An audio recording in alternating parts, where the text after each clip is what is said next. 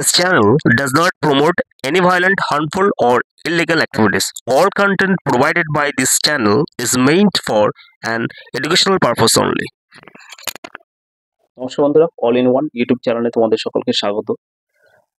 তো বন্ধুরা, আমরা জানি কাক কাকের মাংস খায় না, কিন্তু বর্তমানে দেখছি কাক কাকের মাংস খাচ্ছে। কেন আমি এই কথাটা বললাম? আমাদের ওয়েস্ট বেঙ্গলে যে দেখেন, মানুষের আপনার যে কোনো মানুষের মধ্যে দিয়ে তার রাজনৈতিক মানে ভিন্নতা থাকতেই পারে, মতাদর্শ আলাদা হতে পারে, কিন্তু যে বর্তমানে আমাদের পশ্চিমবাংলার যে মুখ্যমন্ত্রী রয়েছে মমতা ব্যানার্জি, তিনি কিন্তু প্রচুর লড়াই করে সিপিএম এর যে ৩৪ বছর যে মানে একটা নারকীয় যে একটা মানে কি বলবো অত্যাচার, সেই অত্যাচারকে শেষ করে কিন্তু আজকে এই ওয়েস্ট বেঙ্গলে এই জায়গাটা তিনি এসেছেন। অনেক কষ্ট করেছেন, এটা অস্বীকার করার কোনো জায়গা নেই। রাজনৈতিক মতাদর্শ ভিন্ন হতে পারে, কেউ তাকে না পছন্দ করতে পারে, কিন্তু তার যে সংগ্রাম, সেই সংগ্রাম কিন্তু প্রত্যেকটা মানুষকে কিন্তু এটা অনুসরণ করতে হয়। কারণ মমতা ব্যানার্জি যেভাবে সংগ্রাম করেছে, সেই সংগ্রাম আমাদের পশ্চিমবাংলায় বর্তমানে এমন কোনো নেতা বা নেত্রী কেউই নেই, এমনকি ভারতবর্ষও কিন্তু নেই বর্তমানে।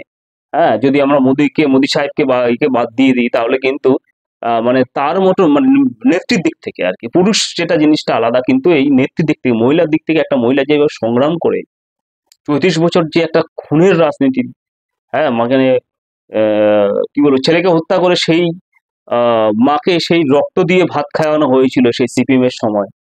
হ্যাঁ বন্ধুরা, সেই যুগটা এবং আনন্দমার্গ সন্ন্যাসীদেরকে হত্যা থেকে শুরু করে জঙ্গলমহল, তারপর নেতাই হত্যাকাণ্ড, নন্দীগ্রাম হত্যাকাণ্ড, এই যে অজরে কঙ্কাল কাণ্ড, সমস্ত কিছু সিপিএম করেছিল। হয়তো তখন এই মিডিয়া ছিল না বলে কেউ টের পায়নি। এখন তো মোবাইলের যুগে কেউ যদি হাসলো সেও একদম ভাইরাল হয়ে যাচ্ছে, কিন্তু তখন তো এইসব মিডিয়া, মোবাইল কোনো কিছুই ছিল না তখন। মানে গ্রামের পর গ্রাম, ওয়েস্ট বেঙ্গলের যে 23খানা জেলা রয়েছে, সেই জেলার মধ্যে দিয়ে কোথায় কোন জায়গায় এরা লাশ কবরস্থান বানিয়ে রাখতো রাতারাতি, সার্টিফিকেট পাল্টে যেত। কত মানুষ এখন সিপিএম এর হয়তো এখন, হ্যাঁ কিছু অন্যায় হয়েছে, কেলেঙ্কারি হয়েছে শিক্ষাত, সেটা অন্যায়, সেই জিনিসটা তুলে ধরতে হবে। চাকরি বাকরি নেই বললে চলো ওয়েস্ট বেঙ্গলে, সেটাও আমি বলবো, সেটা নিয়ে ভিডিও করব। কিন্তু বন্ধুরা, এখন যে বর্তমানে যে শান্তি বলতে কি বোঝায়, হয় মানে কি বলবো আর কি, সমস্ত দিক থেকে যে ডেভেলপমেন্ট বা যা কিছু হয়েছে সেটা তো মানুষ চোখে দেখতে পাচ্ছে না, সেটা কিন্তু মমতা ব্যানার্জি করেছে। আর সবথেকে বড় কথা হচ্ছে, যা কিছু হোক কিন্তু তার যে সংগ্রাম, সে সংগ্রাম কিন্তু বলার অপেক্ষা রাখে না। কিন্তু তিনি যে সংগ্রাম করে যে জায়গাটা এনেছেন আজকে, কিন্তু তার নিচে থাকা যে সমস্ত চেলাবেলা বা যা কিছু বলুন, এরা কিন্তু পুরো মমতা ব্যানার্জিকে পুরো শেষ করে দিচ্ছে। আজকে কিন্তু মানুষ মানে মমতা ব্যানার্জির উপরে ট্রাস্ট রাখতে পারছে না, একটা কারণেই আর কি, কারণ জানে যে মমতা ব্যানার্জির মুখের উপর মানে তাকিয়ে মানুষ ভোটটা দিচ্ছে এবং ভোট জিতছেও, কিন্তু পরিস্থিতি যা সামনে আসছে, আর এবার মমতা ব্যানার্জির মুখের দিকে তাকিয়ে মানুষ ভোট দেবে না। তার কারণটা হচ্ছে কি, তিনি সৎভাবে থাকার চেষ্টা করছেন, কিন্তু তার নিচে যারা রয়েছে তারা এতটা অসৎ হয়ে গেছে, এতটা মানে নিচে নেমে গেছে, যার জন্য তারা নিজেদের মধ্যে মানে মারপিট করছে। হ্যাঁ বন্ধুরা, আজকে আমি বলছিলাম মানে বসিরহাটের স্বরূপনগরের ঘটনা আর কি।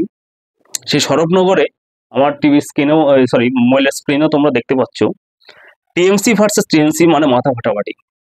কি বিধায়ক বীণা মণ্ডল ভার্সেস জেলা সভাপতি নারায়ণ গোস্বামী, এদের মধ্যে নিয়ে একটা দ্বন্দ্ব। হ্যাঁ, এই দ্বন্দ্বের ফলে কি করছিল, বীণা মণ্ডলের অনুগামীদেরকে নাকি মারধর করা হয়েছে, এবং কে করেছে না করেছে এটা কেউই জানে না।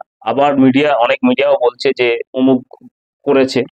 তো এইভাবে চলছে। কিন্তু এই যে সংখ্যালঘু সেল এর মানে বসিরহাটে আর কি, যে বলছে একজন পঞ্চায়েত সদস্য, সে বলছে তার বাড়িঘর ভেঙে দিয়েছে, তার মেয়েকে তুলে নিয়ে যাবে। এইগুলো মানে এই যে জিনিসটা বন্ধুরা, একে অপর মধ্যে দিয়ে মারামারি করছে, কাটাকাটি করছে, খুন খামারি করছে। এর ফলে কি হবে জানো তো, বর্তমানে যে সিপিএম এর যে হারমাত বাহিনী যেগুলো আগে ছিল, সেগুলো কিন্তু এর মধ্যে যুক্ত হয়ে এই যে টোটালি পুরো মানে ওয়েস্ট বেঙ্গলকে অন্য একটা জায়গা দিয়ে নিয়ে যেতে চাইছে। কারণ আমরা জানি জঙ্গলমহলে যে মানে মাওবাদীদের উৎপাত চলেছিল, কিন্তু মমতা ব্যানার্জি এসে কিন্তু এটা এক হাতে কিন্তু দমন করেছিল। আজকে কিন্তু সেদিকে কিন্তু নিয়ে যাচ্ছে, কারণ এই টিএমসির মধ্যে দিয়ে টোটালি পুরো মানে 100%-এর মধ্যে দিয়ে এখন 95% কিন্তু বেনজল ঢুকে পড়েছে, এবং সেটা অন্য দল থেকে এসে এবং দলের সংখ্যা বাড়ানোর ফলে কি হয়েছে, এদের যে ইমেজটা সেটা নষ্ট হয়ে যাচ্ছে। এবং মমতা ব্যানার্জির ইমেজকেও এরা কিন্তু নষ্ট করে দিয়েছে। এবং মমতা ব্যানার্জি যে কঠোর পরিশ্রম করে যে দলটা গঠন করেছিল, তার স্বপ্নের দল, যে দেশকে সুস্থ, রাজ্যকে সুস্থভাবে চালাবে, সেই জিনিসটা কিন্তু এরা নষ্ট করে দিচ্ছে। এই যে দেখতে তোমরা দেখেছো যে মোবাইল স্ক্রিনে এই যে পরিস্থিতি, বাড়ি ভাঙচুর করা, এগুলো করা, তারপরে ভোটের পরও যে বিরোধীদের উপরে অত্যাচার করা, সেগুলো তো মমতা ব্যানার্জি বলে দিয়ে আসেন না। সেগুলো কিন্তু আমাদের প্রশাসনকে কঠোর হস্তে দমন করতে হবে। আমি আগেই বলেছি যে পুলিশ প্রশাসন সবার উপরে, অ্যাডমিনিস্ট্রেটিভ এবং জুডিশিয়ারি, এরা যদি অ্যাডজাস্ট হয়ে গিয়ে যেটা অন্যায়, সে দল মত নির্বিশেষে এই অন্যায়কে পুরো প্যাকড আপ করে দিতে হবে, না হলে কিন্তু একটা রাজ্য সুস্থভাবে চলতে পারবে না। পরিস্থিতি খুবই খারাপ। কারণ হচ্ছে কি, মালদায় একজন তৃণমূলের যে সভাপতি এবং কাউন্সিলর, তাকে গুলি করে হত্যা করা হয়েছে। আরো অনেক তৃণমূলের এরকম ভালো ভালো মানুষকে করে শেষ করে ফেলা হচ্ছে। এর ফলে কি হচ্ছে, কিন্তু কেউ তো ভয় দলই করতে চাইবে না, রাজনীতি কেউ আসবেই। পরিস্থিতি খুব জটিল থেকে জটিলতর দিকে যাচ্ছে।